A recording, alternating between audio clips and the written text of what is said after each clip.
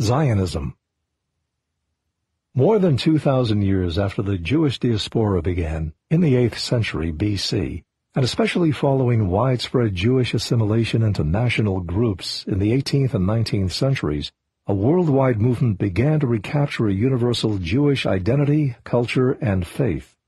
Part of this mission was for Jews to return to the Middle East, Palestine, and establish a single homeland. But this was not the only issue. The leaders of the Zionist movement, as it came to be called, wanted to preserve the Jewish identity, language, and religion in the face of acculturation. Nathan Birnbaum, an Austrian political activist, is credited with coining the word Zionism in 1891 from the name of a hill in Jerusalem. It is not in its cultural, religious, or language aspirations that Zionism has inspired the most controversy, but rather in its political goals of securing a geographic homeland. The timing of the movement's most notable victory, the establishment of the State of Israel, coincided with a widespread reaction against the violence of anti-Semitism in Europe. There is no doubt that Jews have a historic claim on the land itself. The Bar Kokhba revolt in AD 135 against the Roman Empire prompted a large number of Jews to be exiled from the area now known as Israel. Some historians report that the Jewish population of 300,000 was further reduced to 1,000 families during the Christian Crusades in the Holy Lands. From the 1890s until 1948, when Israel began a sovereign nation carved out of Palestine, immigration was mostly voluntary, gradual, and accomplished with due respect for existing land titles. Zionism during the first 40 years of this movement was not about taking public land by force, nor was it about militarism. A continual peaceful transformation would probably have occurred, except for the political actions after World War II, in which the United Nations turned a local and demographic issue into an international and highly politicized one. One of the first decisions made by the UN was when the UN General Assembly accepted the Security Council's recommendation in 1947 to partition Palestine. The same year, the United Nations also got involved in the partitioning of Korea. By June 1950, under a UN resolution, America was back at war, siding with South Korea against the Soviet Union and China, which supported North Korea. The partitioning problems of Palestine and Israel, and North and South Korea, persist to this day.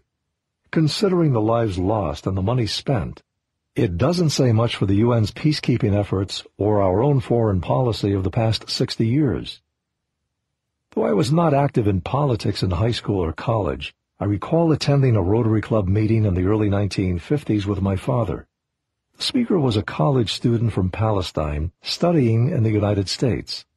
Her story was about how her family had been forced from their property, which had been in the family for centuries, which was then used for Israeli settlements. I can recall thinking at the time that this did not seem fair to me, and it doesn't seem fair to me today.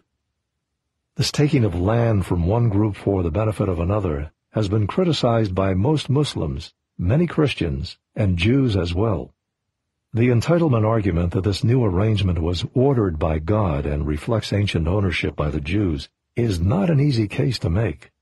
This belief inspires those who support the use of force to achieve an expanding geographic presence for a greater Israel, including most of the Middle East. Zionism as a movement has accomplished wonderful things for the Jewish people and the Jewish faith. It inspired Jews the world over to recapture their language, and to do so in a period of time that it is nearly miraculous. It helped restore the Jewish faith as a living presence and heighten consciousness of Jewish identity and purpose. It is tragic that the political agenda has been so divisive for the Middle East and the world, especially given that the entire mission of creating a homeland might have been accomplished without the use of force. Historian Juan Cole has pointed out that Jerusalem, Palestine, through the many centuries, was under Jewish rule for only about 170 years. In other words, there are many competing claims for the same land, and it is impossible to decide between them. Dozens of other regimes occupied the land for much longer periods of time. For instance, Muslims ruled Jerusalem for 1,191 years. Factual history is not much help in sorting out the emotionally charged religious and secular arguments over who should live in and rule over this region. It seems that there should be a statute of limitation on ancient claims of ownership. Those living and still in possession of titles to land and homes should not be cavalierly dismissed out of a sense of justice. Even with recognizing the ruthless way some American settlements uprooted both Mexican and Indian occupants, I'm certain I wouldn't be too happy to give up without compensation any property I now own to those with claims just hundreds of years old, let alone thousands. Religious interpretations of God's desires are subjective and can never be settled through reason, no matter how logical some would like to make the debate. Though the fighting has gone on for literally thousands of years, and control of the Holy Land has shifted back and forth between Muslims, Romans, Christians, and Jews, and others, there have been examples when the people were left alone for relatively long periods of time. With less government involvement, different religious groups were quite capable of getting along together peacefully. Intermarriage, regardless of religious beliefs, was not unusual. My advice?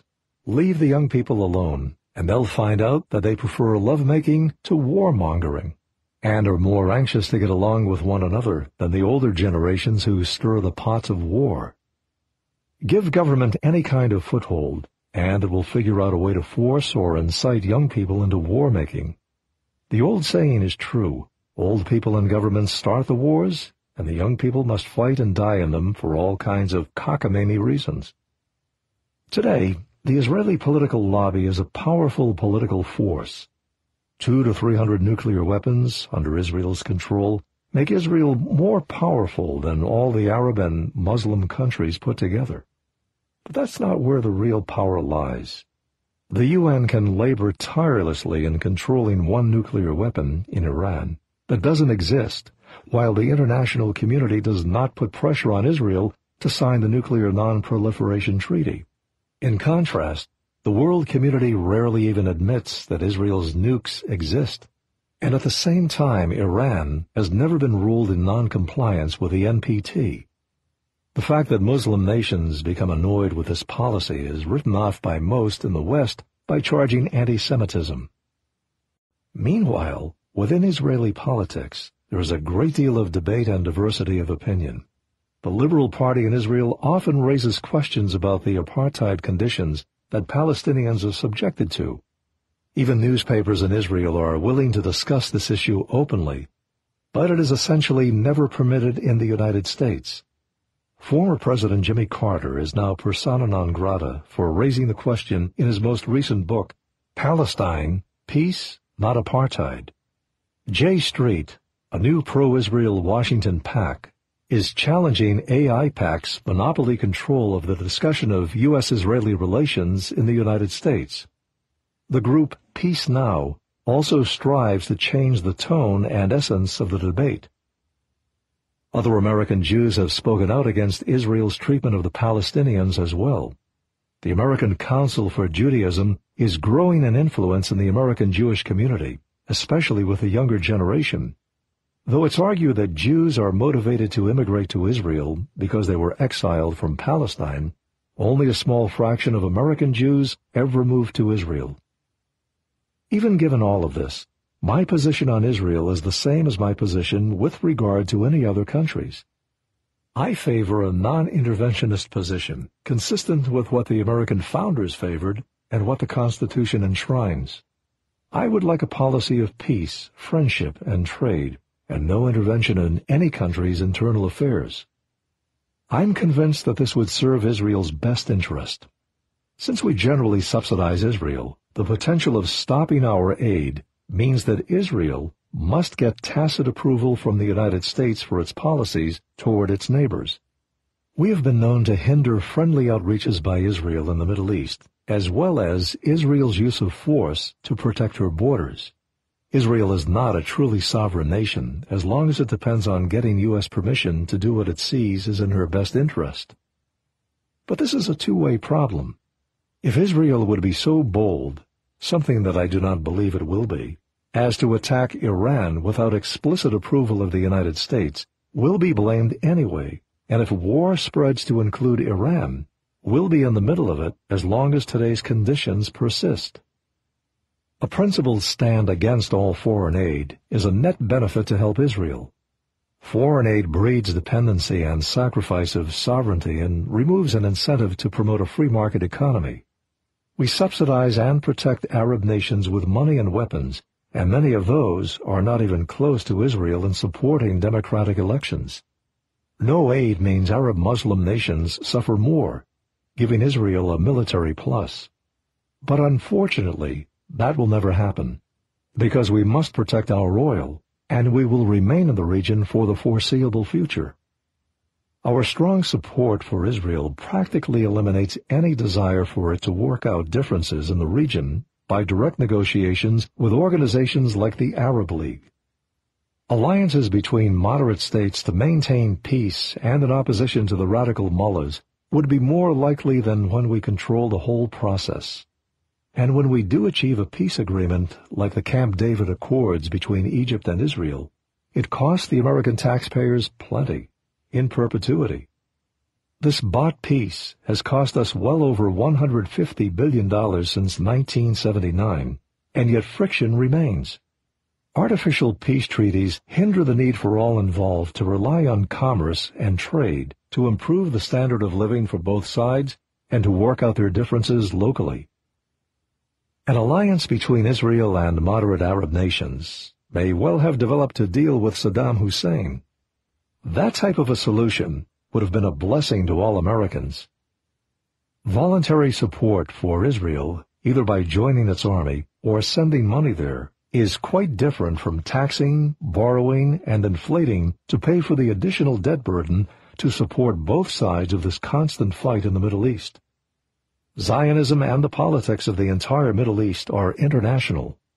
The wars in Iraq and Afghanistan cannot be separated from the general acceptance of our two major political parties that our obligation to support Israel at all costs is deeply embedded in our political culture.